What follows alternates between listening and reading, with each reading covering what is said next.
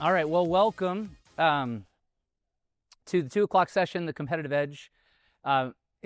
Really excited. Obviously, I drew the coveted spot, which is the first speaking engagement after lunch with a room full of IT people. And so we all feel the exact same way right now, which is either we're under caffeinated or we're about to be extra caffeinated. But either way, it's coming, right? So my name is TJ Howsky. I'm the Chief Executive Officer at Otava. Some of you I've met around the event, which has been awesome, and really excited to spend a little bit of time with you. I have a classically trained background in technology and engineering, so similar to Jeff at Scale. He comes from more software development side. I come more infrastructure and technology, and I happen to be what we call a social IT person. And so if you are in IT and you've been in it for a while, that means they put you in leadership roles, right? So you can talk, they put you in a leadership role. And over time, when you learn finance and business, then they put you in a higher leadership role. And that's really all a chief executive officer is. It's nothing more than that in a tech company. But hopefully what I can talk to you guys about today is a little bit different than what you're going to hear at a lot of the breakout sessions. So many of the breakout sessions that you're going to get down into the detail level of the technology itself and how you can use that and differentiate artificial intelligence. I saw that on the docket in one of those conversations. Scaling out, I saw that in the docket and some of those platform changes, product roadmaps, right?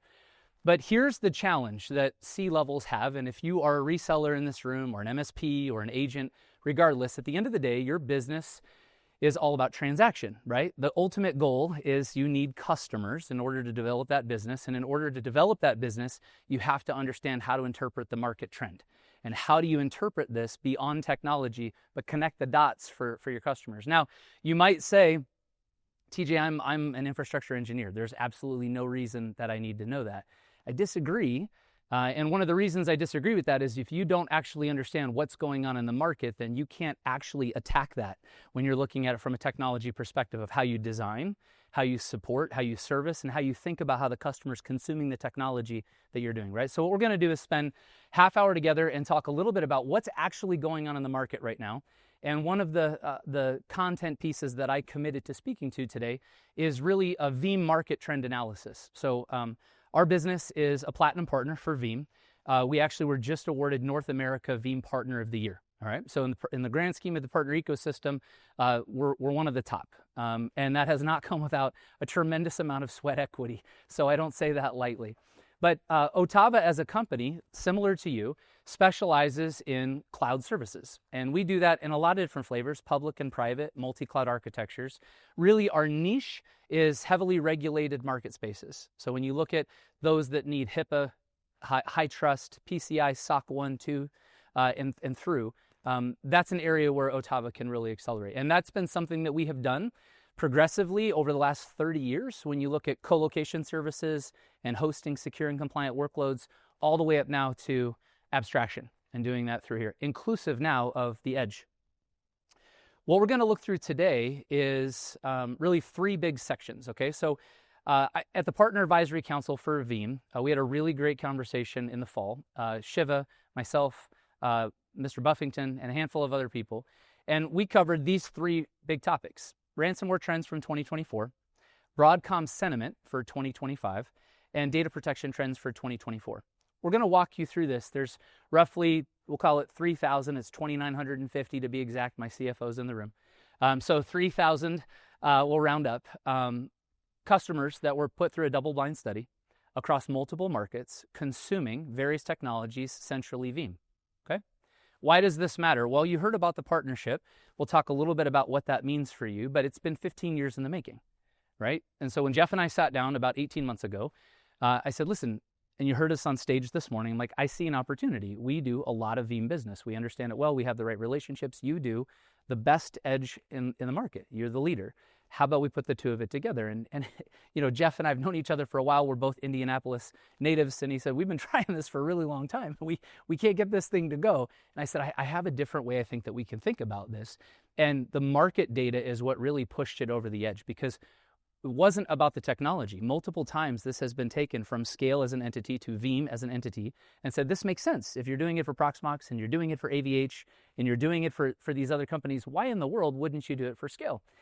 In finance, they use a term. That term is called interesting, right? If you ever hear your finance person say that's interesting, that's a good thing. If they say I'm not very interested, that's a bad thing, all right? And so when the business case got presented, first it got presented as a technology, not as a market trend. And they said, we're not that interested, right? But when we put the numbers behind it and we used the market forecasting and we built the business data, it became very interesting to say, hey, this makes sense. Not only time and where the economy is going, but market and where data is going. And you heard Jeff talk about centralization versus distribution and the wave, the pendulum that is swinging right back to distributed computing. So we're going to talk to you about this in these 3 sections. So first, we talk about cyber trends. Everybody knows and hears about ransomware, but I think that what folks are not realizing, and if you haven't read it, I highly recommend it. There's a book, it's called The Ransomware Playbook. Very relevant, doesn't matter what space that you're in, doesn't matter what your subspecialty is. Highly recommend that you read it. It connects the dots between business, technology, and the impacts of ransomware. What it does is it legitimizes ransomware, and specifically the activities related to it, as a business. These organizations operate with full P&Ls, full balance sheets, and they actually employ to do this. It's a very, very interesting business, and it is very lucrative. And if you can look at the data across the customers, when they were polled, what did they say? They said, hey, in 23, 22, and 21, the most impactful effect of our business, negative, was ransomware. Now, it's gotten worse, right? Now you add large language models and you add artificial intelligence. More importantly, you just add ease of use, and ransomware is able to proliferate. This is a pretty interesting issue that we're all facing. When you look at the data and you say, okay, we poll the customers and ask, how many of you have suffered from ransomware attacks? More organizations were hit quarterly, roughly 26% more than one time, than the population of customers that weren't at 25%. So when you think about it, quarter over quarter, there was more negative experiences with ransomware than those customers that said, hey, I don't think, they didn't know, they said, I don't think we were affected. What is staggering to me is when you look at folks that talk about more than 6 times in the same year. The reinfection rate is what a lot of folks are struggling with. How many of you in here have dealt with ransomware? Show of hands. Okay. How many of you have aged significantly as a result of dealing with ransomware? Right? Yeah. Okay. I get you. I feel your pain, right? So this is a real issue, right? What used to be liabilities and policies that supported organizations for godlike events, tornadoes, earthquakes, those things, have now shifted to where the number one policy consumed is a cyber liability policy. And the scary part is the cyber liability policy doesn't fully guarantee that we're going to cover all expenses related. It just mitigates some of the risk that you're going to experience to try to unburden the business, right? How do you pay back an organization for brand damage, lack of trust, right? It's hard to quantify. What does that really mean? We know when that happens. So ransomware is obviously quite significant. So statistically, they pulled the customer pool and they said, hey, what did you do as you experienced this? Of those 75% of customers that had experienced multiple incidents quarter over quarter, 81% paid the ransom.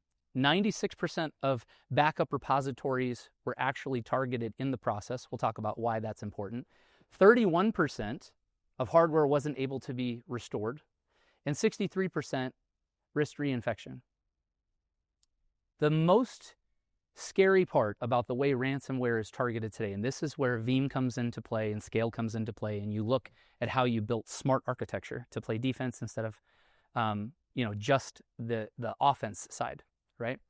Is customers are traditionally struggling today with figuring out, okay, I want to protect my production workload and I want to back up my data. And then they might get into disaster recovery. If you're a Broadcom customer, you'll hear a really negative term and people say, well, I protect with snapshots. That's not a protection mechanism. So don't do that. So what is going on? Well, you're watching customers check the box. So they're doing backups, they're doing disaster recovery. Some might test, many don't, but they're not actually paying attention to what is really going on in the attack. Why are companies intentionally, when I say companies, I'm talking about those that are nefarious, using black hat activities to attack. Why are they attacking backup repositories? Anybody? Bingo, right? So now, what used to be 2 decades of everybody talks about production and production architecture and high availability and fault tolerance and all the things that we want to do to keep workloads up. What's the most exposed piece of your target right now? Backups, right? So you're watching a huge shift in the industry where companies like Veeam, companies like NetApp are changing the way in which they're doing data protection, and they're even putting liability policies against it, guarantees that says if you get ransomed but you're using our approved architecture, we'll cover the cost. This is a big deal. This is where I think Scale's advanced architecture and rapid deployment, rapid recovery combined with Veeam can be absolutely differentiating when you look at customers that are really struggling with backups. Let's talk about, ransomware. Let's talk about the Broadcom sentiment. I can say this, I'm a Broadcom partner. You might not be able to say this, so I'll say this. Obviously, Broadcom caused an interesting disruption. Interesting in non-financial speak for an IT person is Broadcom disrupted the market in a very negative way, right? But what it did is it created a reality check.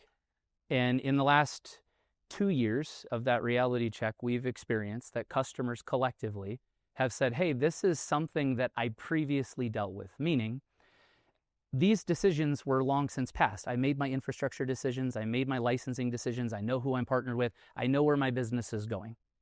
Think about that. As IT professionals, many of the decisions that you made, your current C-suite is building that business on the infrastructure that you laid out for them. Here's where the disruption comes in. Broadcom comes in and says, hey, we're going to buy this company and we're going to change the way in which we now do licensing. And as a result, it forces all IT people that should be forward thinking about artificial intelligence and large language models and what I'm going to do next to go backward in time and say, I have to relook at all of the decisions that I made over the last several years because my rising cost collectively is going up. And you're going to see that. So when you look from a licensing perspective, we started with the data. They said prior to Broadcom, what was your cost per year with VMware? Average customer across those 2,950 said $418,000 per year. That was their average cost of consumption. Just the change of acquisition, that cost grew by 1.5%. Now, speaking facts is different. The truth is the truth. It stands on its own 2 feet. How you choose to feel about it is entirely a you thing, right? So if Broadcom was in the room, I would say, that's your business approach. I get it. That's okay. You made a business decision. And Jeff talked a little bit about this, about what you want to try to do based on where the market is going. And you want to maximize profit, cut costs, and reduce innovation. That's the reality of what is going on within the Broadcom ecosystem. But you're seeing at the same time that the market is shifting, demanding greater innovation, more distributed computing to support where customers are actually trying to go with workloads and management. And so what does that mean? Misaligned. Misaligned means new market opportunity, okay? That's what you have in front of you when you look at companies like Scale, and then now you have the ability to connect the dots with Veeam. What was the sentiment in addition to the cost increase? Roughly 56% of those that were polled said, we're gonna find a decision path that takes us away from Broadcom. So what does that mean? Even if you're a straight technical person in the room, okay, if you have 56% of an installed base of customers that are with one hypervisor that are now looking to go somewhere else, what does that do for you? That opens up significant opportunity to present new solutions to that customer. And so what do you need in order to do that? This was the market data that we used to defend why they need to make Scale compatible with Veeam and prioritize it. Because if you're Veeam, you care about protecting that same revenue base. So those same customers that are looking at how they feel now about their current Broadcom relationship, as a result, are now checking their relationship with Veeam. Because if they choose to leave Broadcom, they have to make sure that what they're going to do with Veeam, they can take wherever they want to go. That's why this is a big deal. So if you catch what's really going on here, you're about to experience a market shift. I've heard a lot of people talk about this over the last several years, and you hear about it like repatriated workloads, and you hear people swinging from public to private cloud. That's a cost play where a lot of people are trying to solve for how much is it costing me to run in the public space versus the private space. What I think you're about to experience is folks are figuring out There are more ways that I can do this with different architecture and different design that are more nimble today than they were even 3 years ago. So the limiting factor for a while, when you looked at it from a scale perspective, was, hey, we know that we have a great technology and we know that we can provide that, but how do you legitimize that so that customers look at it and say, hey, if I had to choose between Proxmox, for example, or Scale, is it equal? Well, no feature sets are identical. There's benefits and pros and cons on both sides, but not having Veeam created a really interesting issue, and that was Veeam's got a $15 billion market cap. What's the likelihood that a customer has Veeam versus the likelihood that they already had Scale and they're trying to come back? They're not. It's really a data protection play. This was that business case that we started to make using Broadcom to point that picture. Now, I'm not picking on Broadcom. In transparency, we're a top 400 partner. I'm not lost that that product set has a very specific place in the market. I would tell you Scale can't. That's a conversation that Jeff and I have had all the time. They're going to talk about their hypervisor as they should. But I can tell you that every hypervisor has its place. There are things that it can do, and there are things that it can't. And so to take any one of them, whether it's Broadcom or Scale or Proxmox or Red Hat, and say, I can solve all customer problems with this is absurd. It's not practical. There is a use case for every one of these solutions. What I want you to catch through the process is that the market opportunity is there for you. Business comes down to the basic law of supply and demand. You now have both. You have customers telling you, 56% of them, on just this polled survey, I want to look for an alternative hypervisor.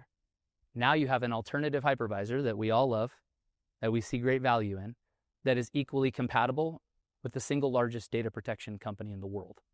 That is what you have your hands on. So it's really important that you run with it. What we polled was cost of transition and said, okay, if customers are going to shift, what is this going to look like? Well, on average, in today's mechanisms and the way in which you would migrate these workloads, you're looking at 62 minutes per VM or 11.4 months and 1.5 FTEs to migrate the business. How do you solve for that problem? Portability. That's another reason that we attacked what we did as we put this together. The ability for an existing Veeam customer to leave one hypervisor to move to another hypervisor and simply restore backups from customer number 1 platform to now customer number 2 platform can change the game. Portability is going to be the new repatriation. That is what you're going to see, is people are going to be able to more flexibly move workloads. You're watching every company out there transition to subscriber-based licensing models and flexible pricing models because they're trying to create ease of data portability, right? That's ultimately what it's about. And so then opportunity meets those that are prepared. So what is happening in the data protection trends? Well, hybrid cloud in 2 years from the polling data, so we'll say mid-2026 as of right now, based on Paystate, is 41% of workloads will be cloud-hosted instances, 20% physical servers, and 39% virtual machines. Infrastructure is changing dramatically. Even data center, separate from just infrastructure, you look at data center strategy, it is dramatically changing at where people are putting money and how they're looking at supporting what is evolving workload types, right? We were all pretty excited about containers. It's old news. Now we're looking at very large neural networks. Now we're looking at true deep learning architectures. Now we're looking at large language models. How are we going to support that at scale? The cloud. There is no other way. Unless you are one of the big 5 in the world. I think Austin and I, my CFO, we were at a very interesting banker analysis. They gave us some insight just recently. $283 billion in capital. $283 billion of capital was deployed between AWS, Meta, and Google to create 22% CAGR. That's the market data. Nobody can compete with that. So if you're watching them thinking that's where the business is going in the strategy, you're missing all of the opportunity because who we serve, mid-market, enterprise, and down-market, is looking for enterprise help on world-class solutions, and they don't have that kind of capital. That's the space that you want to play in, and that's the opportunity that's being presented to you when you look at this. Ultimately, what I took away from this slide was 88% of customers are now more interested in backup as a service and disaster recovery as a service. Why does that matter? Well, sadly, and I've done a lot of coaching to customers on this in different scenarios, most customers will tell you that they believe in backups. I have a theory, people might disagree. If you do a backup and you never test it, you're not doing backups. That's my theory. So you might as well stop paying to do the backups because you haven't tested the validity of the backup. So why even pay for it? I mean, just no risk it, no biscuit. Just roll it out and see what happens, right? So it's incredibly important, but now you get into disaster recovery and we take you all the way back to the first data point in cybersecurity and specifically ransomware. Disaster recovery is where you're going to watch a lot of organizations spend much more time thinking about true business continuity planning, continuation of services. What is this going to look like? It's no longer about backups. It's about immutable storage, if you want to talk about backups, and data protection. And really, it's about defending your backups. We just talked about that, from cyber threats and nefarious activities. But when you really think about where we're going from a data protection perspective, this is simply coming down to not if, but when I experience a service interrupting event, how fast can I get back online? And what is the right architecture to do it? And who is the right hypervisor partner to partner with? That is what this is coming down to. So I would implore you, if you worked with me on my engineering teams, I'm a big believer in two things. One, always leave people better than you found them. I think that's incredibly important. It's just the rule of stewardship in life. What does that mean? How you started in your journey at our company is not how you should leave. And I'm not naive enough to believe that I will get to retain everybody that I work with. But while I do work with them, I want to leave them better than I found them. That's education. It's proactively telling people you need to spend much more time investing in yourself, growing and developing to get ready for where the market is going, not where the market is. That's rule number one. What's rule number two? Be a learn-it-all, not be a know-it-all. It's incredibly important that you understand that some days you put the SH in IT and other days you take the SH out, right? It's just IT is a very interesting space. It's ever evolving. It's super intense. And the minute that you think you've got your head wrapped around what this thing really is, it changes on you. And all of a sudden now you're trying to keep up. So centrally, when you look at what that is, that's market data. Is you want to start to think different. Rather than think as technology people, think as business people. Each of you works within a business enterprise. That's what you do. If you're not comfortable with that, then ask for help. This is the investing in yourself. I challenge you. Reach out and spend time talking to your finance person or your business administration side of your house and say, hey, help me understand our business and how we think about this and how this connects to the workloads and to the way in which we're doing workload support. It'll make you a better IT person, but it'll make you more informed as you make decisions strategically that you're going to have to make. So just that survey alone tells you 56% of those customers surveyed are already looking for a change. That's just the ones surveyed. There's a lot more customers out there in the coming 12 and 18 months specifically that are going to be looking for help to find a new home because they're looking for cost savings. They can't sacrifice feature richness, high availability, portability, and all things. And you're all incredibly talented and capable. You wouldn't be here if you weren't. So it's very important that you start to think as business people first, technology people second. Last, I want to show you a snapshot of what we put together with Scale and with Veeam. And so we're really proud. We have 13 data centers across a multinational footprint, and we support a very large pool of customers in different variations of data protection. Some of that is disaster recovery, some of that is data protection as a service, some of that is raw backups, some of it is just cheap, deep and cheap storage, object-based, right? There's a lot of different ways to do it. But our specialty is how do we help customers not just build architecture, but manage the data protection side, and that's the differentiator. So Ottava, it is true that we are first to market with Veeam, just based on our strategic distribution partnership with Scale and our partnership with Veeam and our designation. We're in a position that for those customers that are saying we want to be first adopters or early adopters to be able to take the Veeam software, whether you already have it or don't have it, your customers already have it or don't have it, and Scale and put the two together, we will be able to help facilitate that. That was actually a meeting I just left between me and Shiva and Jeff coming here. So that's good news. We're really excited about that. But I want to be careful and say that's not just about Ottava. When I went and put this together with Jeff, and for those that know me, I want to be really careful. You don't get the stage very often. So when I say I went and did it, that grace goes to God in my life. It doesn't go to me.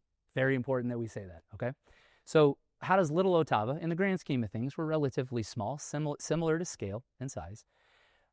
Why did I see it? Why did I do it? I saw an issue that resellers were experiencing. I sit on a lot of boards. I participate with a lot of my peer groups at my level, CEOs across competing companies, and we're a lot more alike than we are different. And frankly, there's enough business out there that we can all be incredibly successful. So I've never been one to say, I'm not going to help you. I firmly believe in stewardship, and if I help you, you're going to help me, and that's how we got to where we are in today's relationship. But my goal in putting Veeam with Scale was you. There are many of us out there that see the way technology should be. And as I land the plane, I'll explain it in a way that I think everybody can relate to. Anybody ever have that grandparent that once they found out that you were in IT and their version of IT was you understood the difference between the green light, the red light, and how to reboot it, asked you to come over and set the VCR timer? Right? That was my generation. Can you come fix it? Power went out, clock doesn't work, right? Fast forward, that then became, hey, TJ, can you come with us to the cell phone store?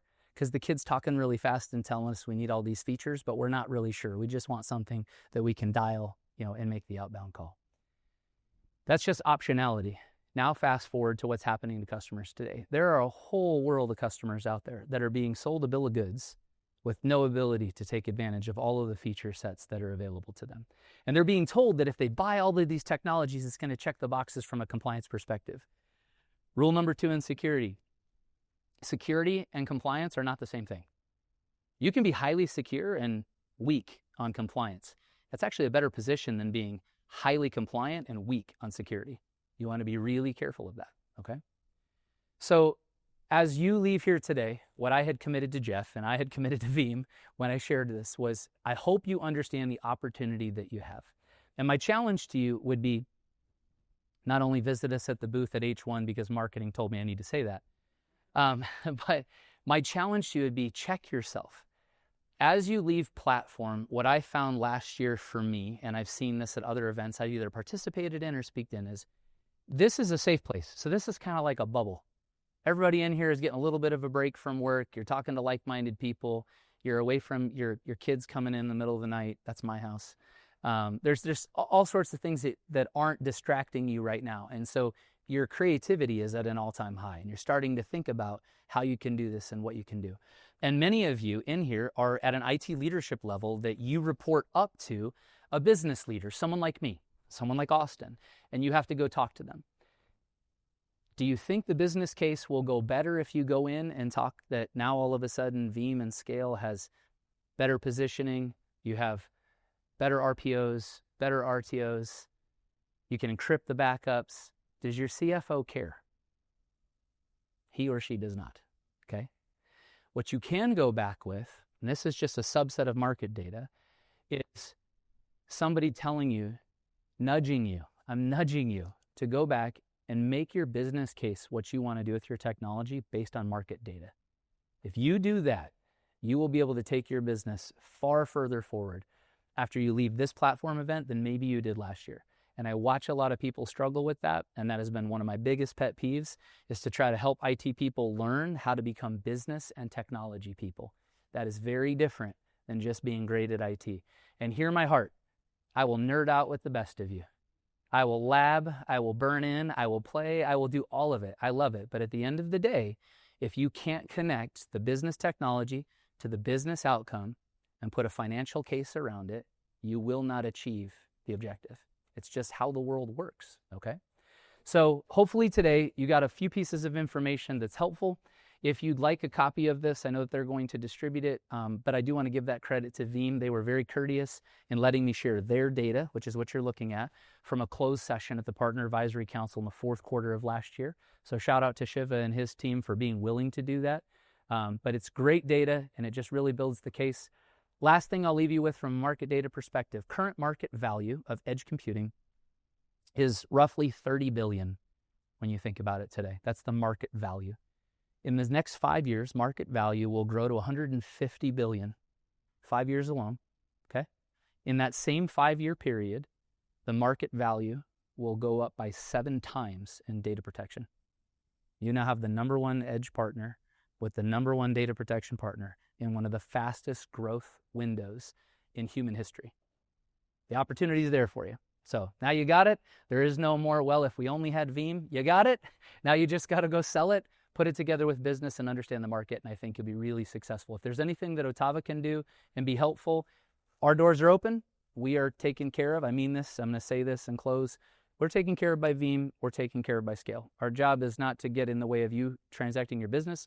Our job is to help you take care of transacting your business. So if you want help and you want a better understanding of the technologies, how to sell them, how to talk about it from a business perspective, that's really what Otava does. And we can help facilitate that. If it's over your skis to manage that and you want to bolt this on and expand, that's an area that we can help. So that's what the booth is for, not the stage. We'll spend some time with you there, but thank you so much for your time and hope you guys have a great rest of your platform.